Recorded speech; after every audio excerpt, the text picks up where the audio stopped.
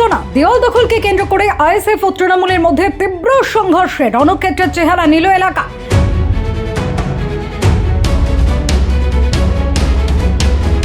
পরিস্থিতির সামাল দিতে নামাতে হলো কেন্দ্রীয় বাহিনী। ঘটনাটি ভাঙড় 2 নম্বর ব্লকের বেওতা 2 নম্বর অঞ্চলের কুলবেড়িয়া এলাকায়। অভিযোগ, দেওয়াল লিখন এবং দখলকে কেন্দ্র করে এলাকায় পৌঁছয় আইএসএফ কর্মীরা। সেই সময় শুরু হয় দুপক্ষের মধ্যে উত্তেজনা, যা দ্রুত সংঘর্ষের রূপ নেয়। হয়েছিল কারা মারলো? আমাদের দুটো বাড়ি, আমার স্বামীর দুটো বিয়ে, দুটো বাড়ি। ওটা আমার বড় জাত ছেলে, আমার দুটো ছেলে মেয়ে ছোট আছে। বড় ছেলে সকালবেলা আইসেফ দেয়াল লিখবে বলে চুল টানছিল, দেয়ালে। আর আমার স্বামী এদিকে এসেছিল, আর আমার স্বামী ধরে খুব মার মেরেছে। আমি ঠেকাতে গিয়ে আমার বাঁশ দিয়ে ইট দিয়ে মেরেছে। কারা মারলো? ওই প্রধান সাবির টিএমসির লোকেরা, প্রধান সাবির। কি আপনারা কোন দল করেন? আমরা আমার ছেলে আইসেফ করে বলে তাই জন্য আমাদের মেরেছে। আপনার নাম?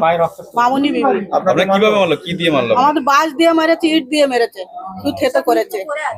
এইসব রক্ত ঝরে পড়ছে। পুলিশকে জানিয়েছিলেন? পুলিশ জানিয়েছে, পুলিশ এসে ঘুরে চলে গিয়েছে। পুলিশের সামনে লাঠি চার্জ করেছে, কিছু বলিনি। আমার স্বামীর এমন মার মেরেছে, আমার স্বামী ছটপট করছে, কিন্তু কি পুলিশ কোনো কিছুই করছে না। ওরা ইট ছুটছে ওদিকে, পুলিশ দাঁড়িয়ে থেকে আমার স্বামীরই মেরেছে। আমি গিয়ে তুলতে গেছি, ফের আমার মেরেছে সবাই মিলে।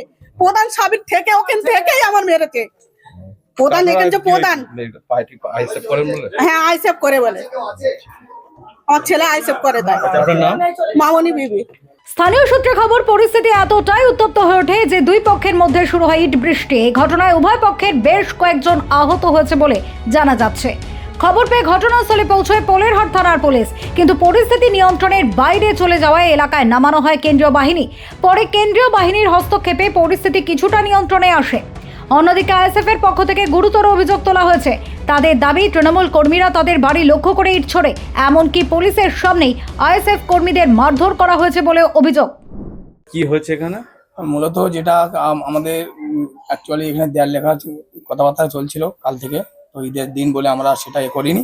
তো ঈদের পরের দিন আমরা দিনটাকে বেছে নিয়েছিলাম যে আমরা যে কোনো দেয়াল আছে, এবারে যেহেতু ভাঙড়ে আজ প্রার্থী ঘোষণা আছে আমাদের খবর, সেই হিসেবে আমরা অঞ্চল নেতৃত্বের কাছে জানিয়ে এবং প্রশাসনকে জানিয়ে আমরা দেয়ালের কিছু চুন টানার কাজ করছিলাম। সেক্ষেত্রে 2-3টে দেয়াল আমরা লেখা হয়ে গেছে অলরেডি। মসজিদের একটা দেয়াল ছিল আমাদের নিজেদের পার্শ্ববর্তী, মানে আমার পিসির দেয়াল, সেগুলো আমি দেয়ালটাকে চুনটা টানাই। তারপরে ওর সাবির এখানে যিনি বর্তমান প্রধান, ওনার ভাইপো শাকিল শেখ বলে আর রিচা শেখ বলে দুটো ছেলে এসে আমাদের কথা কাটাকাটি করতে করতে এসে পরে আমাদের মারধর করা। সঙ্গে সঙ্গে মারধর করে আমরা অঞ্চলের লোককে খবর দিই এবং পুলিশকে খবর দিই সঙ্গে সঙ্গে এসে যে ওরা আমাদেরকে অশান্তি করে মারধর করছে।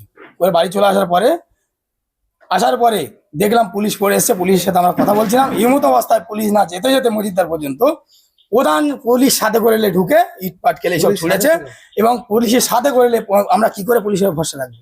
আজ পুলিশ থাকা সত্ত্বেও আজ বাড়ির উপর হামলা, আমার বাবাকে মারলো, মাকে মারলো, আমাকে মারলো, আমার যিনি বুথ সভাপতি তাকে মারলো। এই পুলিশের দ্বিচারিতা আমরা সহ্য করতে পারছি না। দেয়াল লেখা কি কেন্দ্র করে আজকে দেয়াল লেখা করে আমরা দেয়াল চুল টানছিলাম। আমার যেহেতু আইএসএফ আমরা পার্টি করি, ভাইজান আমরা পার্টিটা করি, সেই জন্য আমাদের উপরে এত কর্পোরেশন অলরেডি থ্রেট চলছে আমাদের উপরে। আমার নাম সাদ্দাম হোসেন মোল্লা, আমি এই বুথের সম্পাদক। আইএসএফ এর আরো দাবি, এই ঘটনায় তাদের কর্মীদের বাড়ির মহিলারাও আক্রান্ত হয়েছেন এবং একাধিক বাইক ভাঙচুর করা হয়েছে। তবে এই ঘটনায় এখনো পর্যন্ত তৃণমূলের পক্ষ থেকে কোনো প্রতিক্রিয়া পাওয়া যায়নি। পুরো ঘটনার তদন্ত শুরু করেছে পোলেরহাট থানার পুলিশ। এখন দেখার এই ঘটনায় প্রশাসন কী পদক্ষেপ নেয় এবং পরিস্থিতি কতটা দ্রুত স্বাভাবিক হয়। Bureau report, GI.